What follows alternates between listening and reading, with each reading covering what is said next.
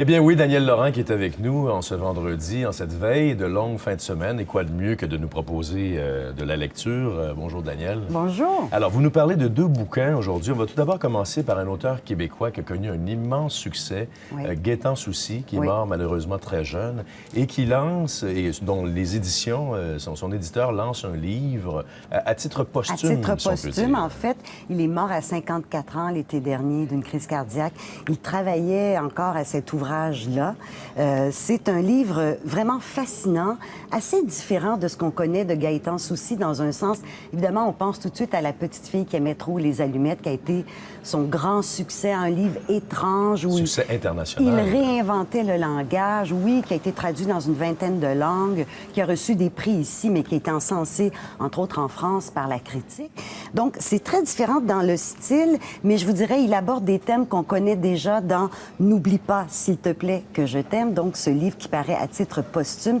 Il est question, entre autres, de gémellité, de quête de l'absolu, mais ici, on est vraiment sur le ton de l'intime. D'ailleurs, c'est un livre qui est écrit un peu comme une lettre d'amour. Oui, c'est exactement ça. C'est une longue lettre d'amour où un homme, qui est en fait un écrivain reconnu, qui est un professeur dans un collège, comme l'était Gaétan Soucy, écrit une lettre d'amour. Et évidemment, on fait des rapprochements autobiographiques. On le voit un peu comme une lettre testament et ça crée une certaine fascination pour ce qu'on lit, mais en même temps, je vous dirais un certain trouble. Alors, cet homme-là, qui s'appelle Philippe, dans le livre, écrit une lettre à une jeune étudiante de 18 ans. Il est follement amoureux d'elle.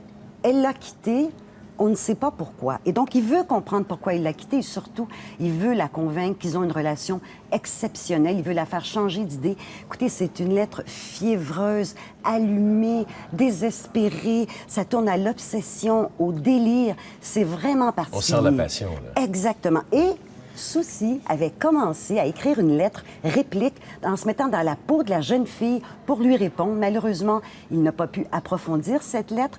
On a demandé à d'autres écrivains d'écrire une réplique à la lettre. C'est assez étrange comme sensation, mais je vous dirais, l'écriture comme telle de Soucy, là, c'est une beauté tragique. On sent sa fragilité. C'est magnifique. Rapidement, Daniel, Ouais. quelle est sa place à Gaétan Soucy dans la littérature québécoise? Mais écoutez, quand il a publié La petite fille qui aimait trop les allumettes, on a parlé, entre autres, d'une comparaison à Régent Ducharme à cause de l'inventivité du langage, à cause de l'exploration de l'enfance. Et en France, d'ailleurs, on a dit qu'on le comparait aux grands écrivains français de l'absurde parce qu'il inventait un langage à l'intérieur même du langage. On va terminer en parlant d'un grand auteur américain, Oui. Philip Roth, et on a décidé de regrouper 4 de ses livres à l'intérieur d'une édition. Oui, un des grands écrivains américains vivants, âgé de 81 ans, qui a dit il y a 2 ans qu'il n'écrirait plus, qu'il ne publierait plus de romans. Alors, c'est l'intention, c'est le moment de le lire ou de le relire. 4 livres importants qui, tous, parlent de l'Amérique. Donc, le titre, c'est L'Amérique de Philip Roth.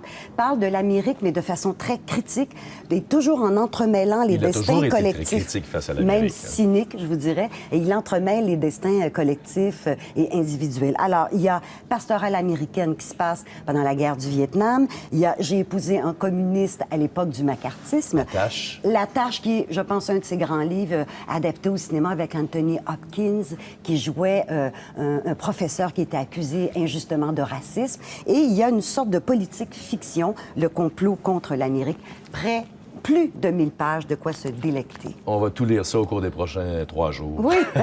Merci Bonne beaucoup, lecture. Daniel. Au revoir. Merci. Bonne fin de semaine.